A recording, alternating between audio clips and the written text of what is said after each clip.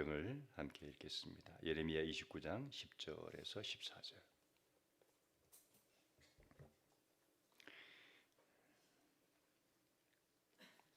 예레미야 29장 10절에서 14절.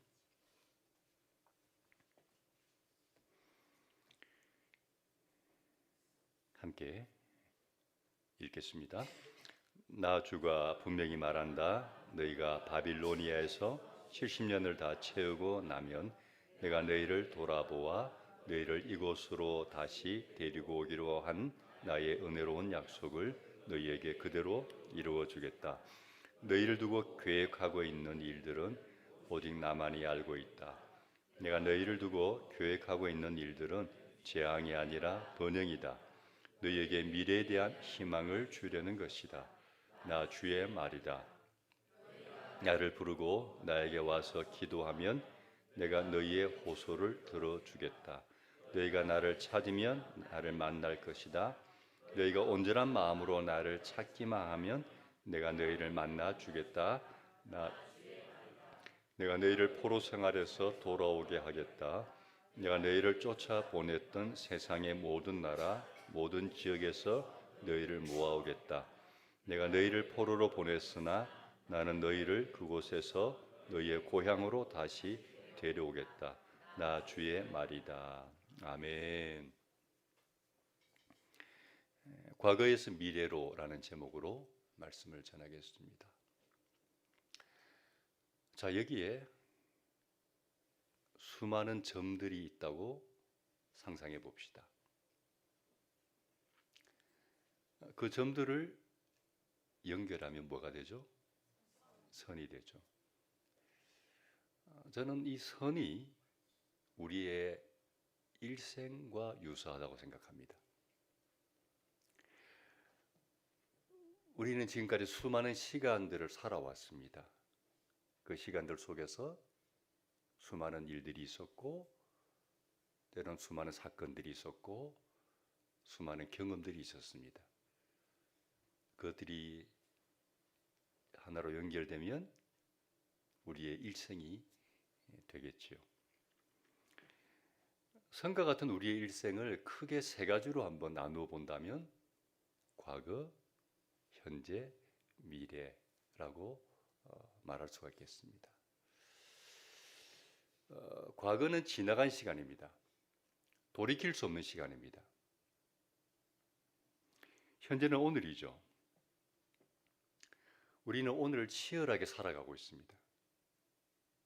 중요한 것은 오늘 내가 어떻게 사느냐에 따라서 나의 미래가 결정된다는 겁니다. 오늘 나의 모습은 오늘 결정된 게 아니라 사실은 과거에 내가 어떻게 살았느냐의 결과물입니다. 과거에 내가 다르게 살았으면 오늘 나의 모습은 다를 겁니다. 아주 체감적인 예를 들면은 과거에 공부도 조금 더 열심히 했으면 조금 더 좋은 대학에 갔겠죠. 오늘의 나는 과거의 결과물입니다. 오늘 내가 오늘 만들어진 게 아니고 과거에 살아온 그 삶의 결과로 오늘 내가 있는 거예요. 마찬가지로 나의 미래도 앞으로 다가올 미래에 결정되는 것이 아니라 오늘 내가 어떻게 사느냐에 따라 우리의 미래가 아마도 결정될 겁니다. 만들어질 겁니다. 그래서 우리는 오늘을 잘 살아내어야 합니다. 미래는 우리가 아직 경험해 보지 못한 시간이죠. 불확실한 영역이고 알 수 없는 영역이죠. 그래서 많은 경우 우리는 미래에 대한 불안함이 있습니다. 왜요? 모르니까요. 이 세 가지가 우리의 일생이 되는데 이 세 가지 영역은 알게 모르게 지금도 우리의 삶에 영향을 미치고 있습니다. 예를 들면 과거 지나갔죠? 끝났죠? 끝난 게 아닙니다. 우리의 과거가 여전히 오늘 나의 삶에 알게 모르게 영향을 끼치고 있어요. 지금 오늘을 살고 있는 우리는 이 세 가지 영역을 잘 해석해야 하고 잘 대처해야 합니다. 어떻게 해야 한다고요? 잘 해석하고 잘 대처해야 합니다. 첫 번째 과거. 과거는 두 개의 영역이 있다고 생각합니다. 감사와 상처입니다. 우리의 과거는 이 두 개의 혼합이에요. 혼합. 여러분의 지난 시간들을 한번 되돌아보시기 바랍니다. 아마도 대부분의 사람들에게는 이 두 가지가 서로 혼합되어 있을 거예요. 과거 중에 어떤 부분은 감사의 영역입니다. 좋은 부모님을 만난 것이 감사일 수도 있고요. 또 지금까지 별 탈 없이 살아온 것이 감사할 수도 있고요.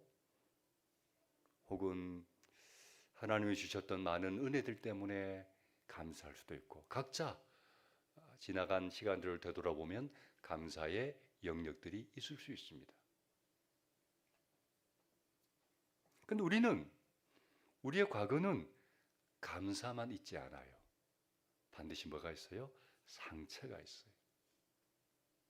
다시는 그 시간으로 돌아가고 싶지 않은, 기억조차 하고 싶지 않은 아픈 상처들이 과거의 어느 지점에 분명히 있습니다. 누구나. 여러분, 감사의 기억들은 잊지 마시고요. 자주 떠올리시면서 아름다운 추억을 또 되새겨 보시는 게 좋아요. 문제는 과거의 상처입니다. 많은 사람들이 오늘을 살아가면서도 사실은 과거에서 헤어나오지 못하고 있습니다. 왜요?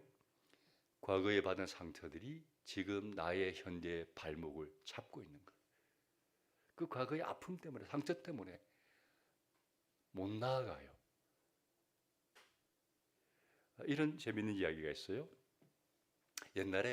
아주 옛날에 강을 사이에 두고 강 이쪽 동네와 강 이쪽 동네가 있었어요. 근데 강 이쪽에 살던 김서방이란 사람이 강 건너편 마을에 살고 있는 친구의 잔치집에 참석했어요. 그래서 밤 늦게까지 이제 술을 먹고 술잔을 기울이며 아주 흥겹게 지내다가 저녁 늦게 강 저쪽에 있는 자기 집으로 돌아오는 거예요. 자기 배를 타고 왔겠죠. 나룻배 이런 거 있잖아요. 그래서 배를 타고 이제 자기 집으로 노를 저어서 오는데 새벽에 좀 날이 환해서 보니까 그 자리에 있는 거예요. 밤새 노를 저었는데 그 자리야. 왜 그랬을까요? 너무 술에 취해가지고 배를 묶고 나왔던 그 줄을 풀고 노를 져야 되는데 그 풀지 못하고 그냥 정신없이 노만 저은 거야. 그러니 밤새 노를 저었지만 한 걸음도 못 나아가고 그 자리에서 맴돌고 있었던 거죠. 웃자고 하는 이야기입니다. 너무 진지하게 들으시는 것 같아서. 여러분, 과거의 상처가 많은 사람이 그럴 수 있다는 거예요. 오늘을 살지만 과거의 상처가 나의 발목을 계속 붙잡습니다.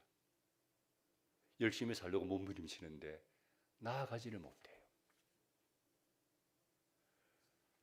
제가 말씀드렸죠. 오늘의 나는 오늘 만들어진 것이 아니라 과거의 시간들이 오늘 나를 만들었습니다. 그래서 과거에 상처가 많은 사람들은요, 오늘을 살면서도 그 상처들 때문에 계속해서 힘들어합니다. 그리고 내 삶에 영향을 미칩니다. 하나님을 믿는 신앙에도. 구체적인 이야기는 다음에 기회가 있으면 좋겠는데, 저 같은 경우에도 과거의 상처들 때문에 하나님 믿는 것이 어려웠어요. 성경에 보니까 하나님 나를 사랑하신대.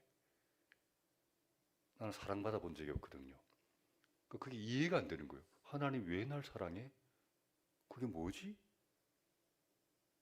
받아들여지지가 않는 거예요. 하나님이 나를 사랑하는데도 내가 그게 받아들여지지가 않아. 못 받아들이겠어. 왜요? 과거의 상처 때문에. 하나님 믿는 신앙에도, 부부 생활에도, 직장 생활에도, 대인 관계에도 그 상처들이 계속해서 나의 발목을 붙잡고 영향을 줘요. 그래서 상처는 치유받아야 할 영역이에요. 이 부분은 다음에 좀 자세하게 말씀드릴 기회가 있겠지만 오늘 아주 단순한 해법만 여러분에게 말씀을 드리자면 어떻게 하면 과거의 상처에서 벗어날 수 있을까? 믿음으로 자신의 과거를 해석하라는 거예요. 인간적으로 보면 나의 과거가 불행해. 상처투성이야. 그런데 그거를 믿음으로 해석하면 다르게 보인다는 거예요. 로마서 8장 봅시다. 같이 읽습니다. 하나님을 사랑하는 사람들, 곧 하나님의 뜻대로 부르심을 받은 사람들에게는 모든 일이 서로 협력해서 선을 이룬다는 것을 우리는 압니다. 아멘. 로마서 8장 28절의 말씀입니다. 하나님을 사랑하는 사람들은 모든 일이 서로 협력해서 선을 이룬다. 여러분, 모든 일에는 좋은 일만 있지 않습니다. 나쁜 일도 있습니다. 아픈 일도 있습니다. 근데 성경은 말합니다. 그 모든 일이 서로 협력해서 뭐가 된다? 선이 된다. 좋은 것이 된다. 아름다운 것이 된다라고 말합니다. 이게 성경 말씀입니다. 이걸 우리가 믿는다면 우리는 우리의 인생을 얼마든지 다르게 해석할 수 있습니다. 저도 예수를 믿고 나서 계속 노력한 것 중에 하나가 제 인생을 성경으로 다르게 해석하는 몸부림이었어요. 저의 과거를 돌아보면은 행복했던 적이 없어요. 늘 불행했고, 늘 아팠고, 늘 힘들었어요. 근데 예수를 믿고 나서 그런 저의 인생을 믿음으로 해석하려고 계속해서 노력했어요. 그랬더니 다르게 보여요. 아, 하나님이 나를 그런 가정에서 그런 아픔을 허락하신 이유가 있구나. 그런 아픔과 연단과 고난이 사실은 나를 빚고 연단하고 빚어서 오늘 나를 만들었구나. 나는 그런 고난이 없었으면 오늘 나는 없었겠다. 믿음으로 보니까 감사가 되고 하나님의 섭리가 이해가 되고 긍정적인 시각을 가지게 되는 거죠. 할렐루야. 성도들은 이렇게 아픔까지도 믿음으로 해석하는 그런 어떤 시도와 노력이 필요해요. 현재 우린 지금 오늘을 살고 있습니다. 여러분의 오늘은 어떠세요? 좋습니까? 아니면 힘들어요? 아파요? 저는 오늘을 사는 우리네의 모습은 치열한 싸움이라는 생각이 들어요. 인생은 전쟁이에요. 삶은 전쟁이에요. 그럼 오늘을 사는 우리는 두 가지를 해야 돼요. 첫 번째, 성실하라. 여러분 대충 살면 안 돼요. 왜냐하면 우리는 씨를 심는 사람들이에요. 씨를 심는 농부는요, 오늘 심어서 오늘 거두려고 하지 않습니다.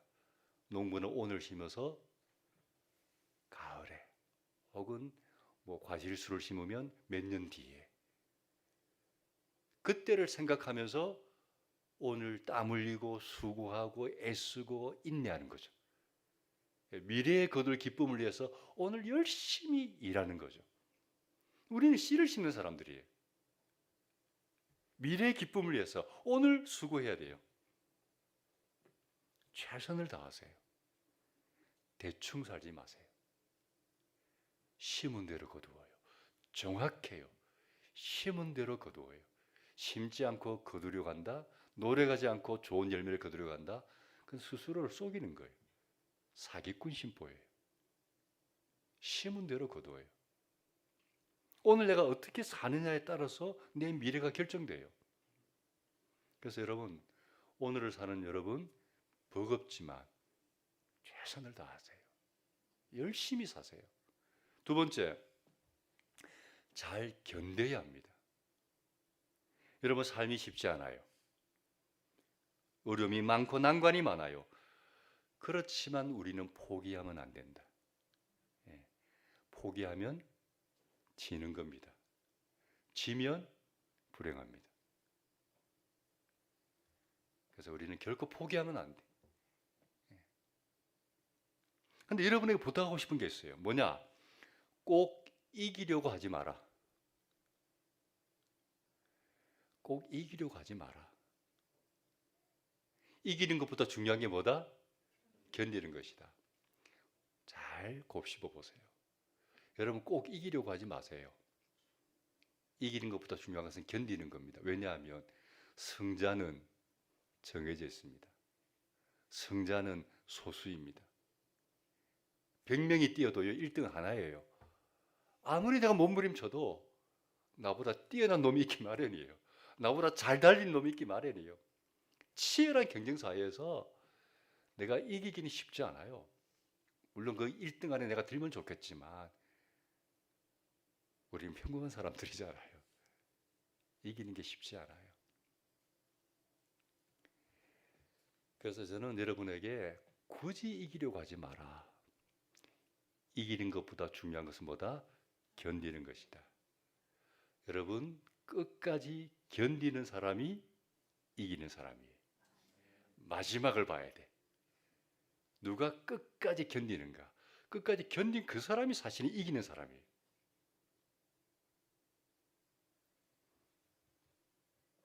시시합니까? 아닙니다.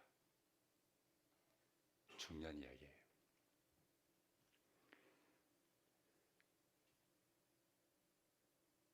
삶이 아무리 힘들어도 언젠가는 지나갑니다. 유명한 말이 있습니다. 따라합시다. 이 또한 지나가리라. 네, 이 또한 지나갑니다. 오늘 살아가는 여러분 성실하십시오. 열심히 미래를 위해서 씨를 심으십시오. 그리고 잘 견디시길 바랍니다. 마지막으로 미래인데요. 미래는 알 수 없는 영역이죠. 그래서 사실은 사람들이 미래에 대해서 불안해요. 왜요? 모르니까요. 불확실한 영역이니까요. 오늘 말씀이 바로 그 미래에 대한 말씀이에요. 오늘 본문을 통해서 우리는 어떻게 미래를 준비해야 하는지를 생각해 보려고 합니다. 첫 번째는 이스라엘 백성들의 오늘의 현실을 먼저 보겠습니다. 이스라엘 백성들의 오늘의 현실 10절입니다. 같이 한번 읽겠습니다. 시작.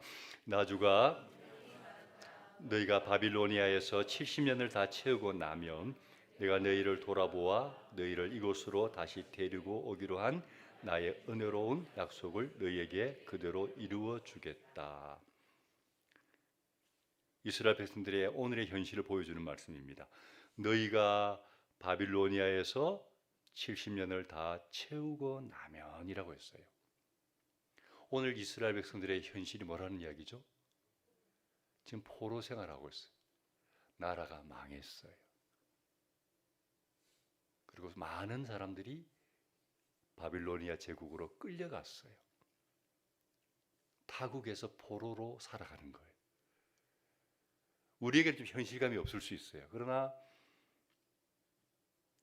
우리 조금 앞 세대만 해도 나라를 잃고 또 많은 사람들이 전 세계로 흩어져서 참 힘든 인생을 살았잖아요. 독립을 위해서 얼마나 많은 애를 썼습니까? 나라 잃은 서름이란 것은 겪어보지 않으면 모르는 거죠. 다 잃은 거예요. 희망이 없는 거예요. 그런 현실이에요. 오늘 우리의 상황이 이럴 수 있죠. 현실을 보면 아무 희망이 없어. 너무 힘들어.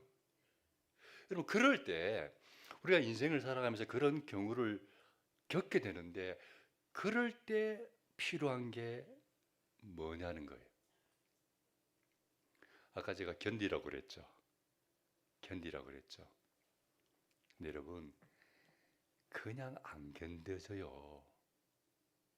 그냥 안 견뎌진다고요.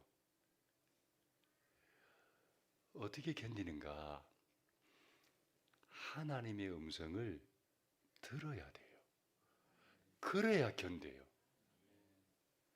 하나님이 뭐라고 말씀하시는지 내 삶에 대하여 내 인생에 대하여, 이 고난에 대하여 하나님이 뭐라고 말씀하신지 그 음성을 들어야 견딜 힘이 생기는 거예요. 이스라엘이 그 하나님의 음성을 들었어요. 자, 무슨 음성을 들었을까? 넘겨보세요. 다시 똑같은 말씀인데 강조점이 다릅니다. 다시 읽습니다. 나 주가 분명히 말한다. 바빌로니아에서 70년을 다 채우고 나면 내가 너희를 돌아보아 너희를 이곳으로 다시 데리고 오기로 한 나의 은혜로운 약속을 너희에게 그대로 이루어 주겠다. 지금의 상황은 최악입니다. 그런데 희망이 있습니다. 그 희망이 뭐죠? 포로 생활 70년을 다 채우고 나면 내가 다시 너희를 본국으로 고국으로 돌아가게 하겠다는 하나님의 약속입니다. 약속. 이게 그들의 붙잡을 수 있는 희망인 거예요. 여러분, 우리가 삶을 살아가다 보면 누구든지 인생의 위기를 몇 번씩 겪어요. 어두운 터널을 지나가는 것처럼 앞이 깜깜하고 희망이 안 보이는 그런 인생의 위기를 몇 번씩 겪어요. 근데 그 위기를 어떻게 돌파하는가? 약속의 말씀이에요. 약속의 말씀. 여러분, 약속의 말씀이 뭘까요? 우리가 신앙생활을 하다 보면 어떤 계기를 통해서 하나님이 마치 어떤 말씀이 나에게 약속해 주시는 것처럼 탁 다가올 때가 있어요. 어떤 계기를 통해서, 설교를 통해서 혹은 성경을 읽다가 어떤 집회에 참석했다가 어떤 계기를 통해서 어느 순간 딱 이 말씀이 내 가슴에 확 꼽히는, 뭔가 하나님이 나에게 주시는 음성처럼 들려지는 어떤 그런 순간이 있다고요. 그런 말씀이 우리의 인생의 약속의 말씀이에요. 그런 말씀을 마음에 품고 있으면 지금의 현실이 힘들어도 견디어내요. 그래서 저는 여러분이 묻고 싶은 거예요. 혹시 여러분에게 이런 약속의 말씀이 있냐는 거예요. 그리스도인이라면 내가 평생 붙들고 있는 약속의 말씀은 하나쯤은 있어야 한다고 생각해요. 내 마음 중심에 하나님이 다 얹어주신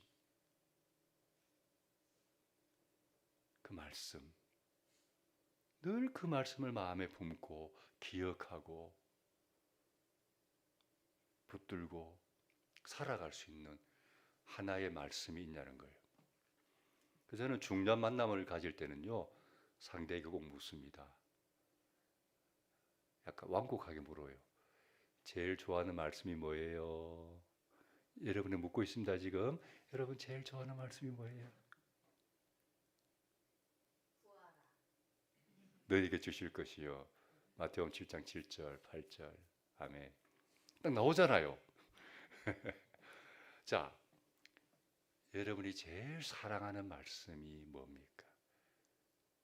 완곡하게 물어보기도 하고 때로는 당신의 인생을 이끄는 말씀이 뭡니까? 물어보기도 합니다. 우리 사위가 우리 도원이하고 연애하고 제일 처음 인사하러 왔어요. 식당에서 밥을 먹는 자리인데 제가 처음에 물었어요. 제일 좋아하는 말씀이 뭐냐? 물었어요. 저는 그게 궁금해. 왜요?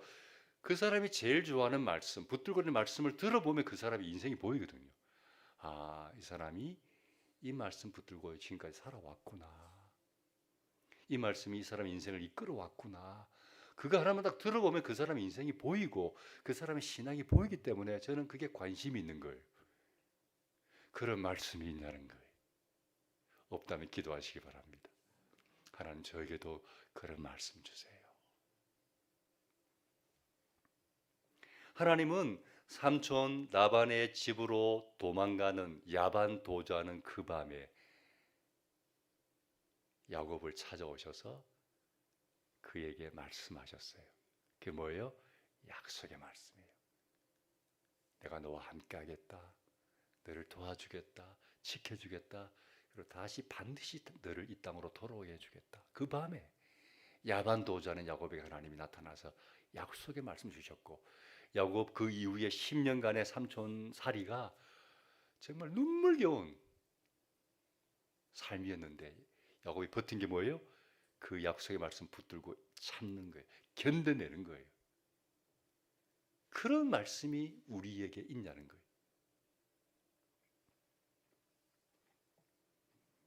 하나님이 이 음성 들려주셨어요. 두 번째 음성입니다. 11절 같이 읽습니다. 너희를 두고 계획하고 있는 일들은 오직 나만이 알고 있다. 내가 너희를 두고 계획하고 있는 일들은 재앙이 아니라 번영이다. 너에게 미래에 대한 희망을 주려는 것이다. 나 주의 말이다. 이게 두 번째 음성인데요. 우리를 향해서 계획하고 있는 하나님의 일이 무엇이라고 말합니까? 재앙이 아니라 번영이다. 그리고 미래에 대한 희망을 주는 것이라고 말씀하셨습니다. 이게 우리를 향한 하나님의 계획이라는 거예요. 우리가 하나님의 음성에 귀를 기울이면 이런 하나님의 음성이 들려요. 구체적인, 그냥 뭐 피상적인 좋은 말씀이 아니라 마치 나에게 지금 말씀하시는 것 같은 구체적인 음성이 들린다고요. 여러분 듣기를 원하십니까? 문제는 어떻게 듣느냐는 거예요. 어떻게 이런 하나님의 음성을 듣냐는 거예요. 방법은 간단합니다. 들을 마음이 있어야 합니다. 들을 마음이 있는 사람이 듣습니다. 여러분 전부 다시 묻습니다. 정말 여러분 이런 하나님 음성을 듣고 싶습니까? 그런 열망이 있는 사람이 들어요. 아, 내 주님 음성 듣고 싶습니다. 뭔가 내 인생에 대하여, 나의 미래에 대하여, 지금 나의 이 고난의 현실에 대하여 하나님 말씀 좀 해주세요. 구체적으로 말씀해 주세요. 누가 주변에서 엄마의 말, 아빠의 말이 아니라 친구의 말이 아니라 하나님의 음성이 필요합니다. 말씀해 주세요. 제가 대학을 졸업할 즈음에 제 주변에서 CCC 활동을 했으니까 CCC에서 엘리트 코스를 밟았습니다. 뭐 부산 CCC 회원이 1,200명이야. 거기에 전체 부총순장을 했고요. 그 다음에 전체 총순장을 했습니다. 별로 놀라지도 않네. 예. 그러니까 제가 졸업할 즈음에 주변에서 간사님들이 우리 호남형제는 CCC 간사하세요, 간사하세요. 저는 간사님이 콜링한다고 도전한다고 결정하지 않습니다. 하나님이 말씀하시면 순종하겠습니다. 하나님 말씀해 주세요.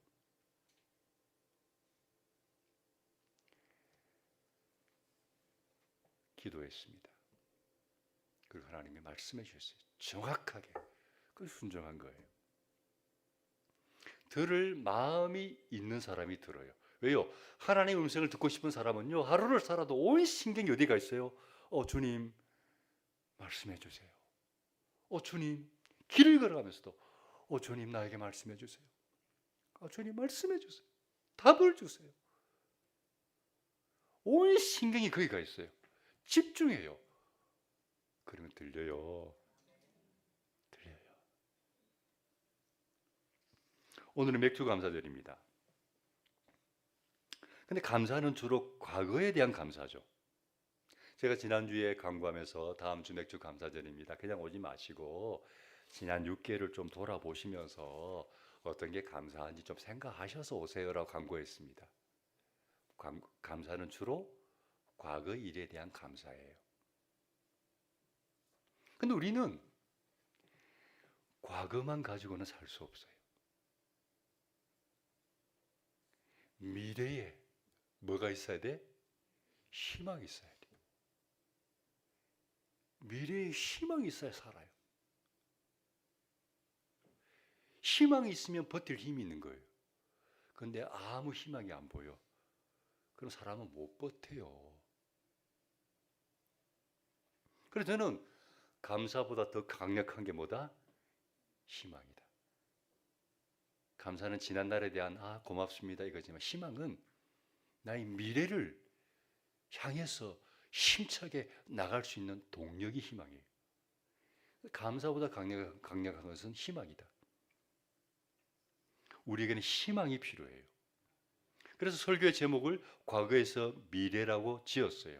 감사에 만족하지 말고 희망을 가지고 미래를 향해서 나아가자는 취지예요. 특별히 우리는 믿음을 가진 사람들이잖아요. 여러분 성경을 보면요, 믿음을 가진 사람들의 공통 분모가 있습니다. 믿음을 가진 사람의 특징이 뭔지 아세요? 과거 지향적이 아니라 미래 지향적입니다. 믿음의 사람들의 특징, 과거 지향적이 아니라 미래 지향적입니다. 앞을 향해서 나아가는 사람, 전진하는 사람들입니다. 그게 믿음의 사람들의 특징이에요. 하나님 부르시면 가는 거예요. 말씀 붙잡고 나아가는 거예요. 물러감을 기뻐하지 않는다 그랬어요. 하나님은 미래를 향해서 나아가기를 원해요. 믿음은 우리로 하여금 나아가게 만들어요. 히브리서 11장 15절 16절을 봅시다. 같이 읽습니다. 그들이 만일 떠나온 것을 생각하고 있었더라면 돌아갈 기회가 있었을 것입니다. 그러나 사실은 그들은 더 좋은 것을 동경하고 있었던 것입니다. 그것은 곧 하늘의 고향입니다. 떠난 과거, 미련 두지 않고 더 좋은 미래를 향해서 나아가는 사람들, 그게 믿음의 사람들입니다. 과거 지향적이 아닙니다. 미래 지향적입니다. 근데 우리도 과거에서 미래로 나아가야 하는데 그 미래로 나아가게 만드는 힘이 희망입니다. 근데 여러분, 희망을 가지려면 뭐가 필요할까요? 믿음이 필요합니다. 믿음이 없는 사람들은 미래를 생각하면 희망이 보이는 게 아니고 뭐가 보일까요? 염려가 보입니다. 믿음이 없는 사람들은 미래를 생각하면 뭐부터 와요? 아이고, 걱정부터 와. 염려부터 와. 믿음이 없다는 뜻입니다. 믿음이 있지만 그 믿음이라는 게 현실의 무게에 짓눌려서 약해져 버린 거예요. 믿음이 강하면 현실을 뚫고 나아가는데 그 현실의 무게에 짓눌려서 앞을 생각하면 캄캄한 거예요. 염려만 훅 오는 거예요. 믿음이 강하면 그걸 뚫고 나가는데 중요한 것은 어떻게 그런 강한 믿음을 가질 수 있냐는 거예요. 13절 14절 봅시다. 예레미야. 자, 같이 읽습니다. 시작. 너희가 나를 찾으면 나를 만날 것이다. 너희가 온전한 마음으로 나를 찾기만 하면 내가 너희를 만나 주겠다. 나 주의 말이다. 내가 너희를 포로성 안에서 돌아오게 하겠다. 여러분, 어떻게 이런 강한 믿음 가질 수 있을까요? 기도예요, 기도. 어떤 기도? 하나님을 찾는 기도. 어떻게 하나님을 찾지요? 온전한 마음으로. 이걸 개역 성경에서는 어떻게 표현했냐면 전심으로 나를 찾고 찾으면 나를 만날 것이다. 전심으로 나를 찾고 찾으면 나를 만날 것이다 했어요. 하나님이 이미 우리에게 계획을 말씀하셨어요. 너희 미래는 희망이다. 그게 나의 계획이다. 그렇지만 우리는 간절하게 기도해야 되는데 왜요? 하나님의 계획과 말씀을 들었지만 우리의 믿음이 약하면 미래를 봐도 희망이 보이는 게 아니고 침침해. 걱정만이 보여. 그래서 기도해야 된다. 간절하게 찾아야 된다. 왜요? 기도하면 믿음이 생기고 믿음이 생기면 희망이 보이기 때문이죠. 기도가 약하면 믿음이 약해지고 믿음이 약해지면 희망이 보이는 것이 아니라 무거운 현실만 보게 됩니다. 하나님은 우리에게 재앙이 아니라 희망을 주는 분이신 줄로 믿습니다. 그런 희망을 내 희망으로 받아들이고 미래를 향해서 나아가려면 뜨거운 믿음이 있어야 하는데 지금 우리의 믿음이 너무 약해져 있어요. 오늘의 현실조차도 이길 힘이 없고 비틀거리고 미래 생각하면 희망이 아니라 어떻게 먹고 사나 걱정뿐이고 그만큼 우리의 믿음이 약해져 있어요. 여러분, 과거에서 미래로 나아갑시다. 감사해서 희망으로 나아갑시다. 그러려면 믿음이 강해야 하거든요. 믿음이 강해지려면 기도밖에 없어요. 기도밖에 없어요. 기도하면 믿음이 생겨요. 믿음이 생기면 용기가 생기고 희망이 보여요. 기도를 회복하시길 바랍니다. 간절한 기도, 부르짖는 기도를 회복하시길 바랍니다. 그래서 희망이 가득한 미래를 꿈꾸는 레컨드 가족이 되시기를 축복합니다. 아멘. 찬양합시다.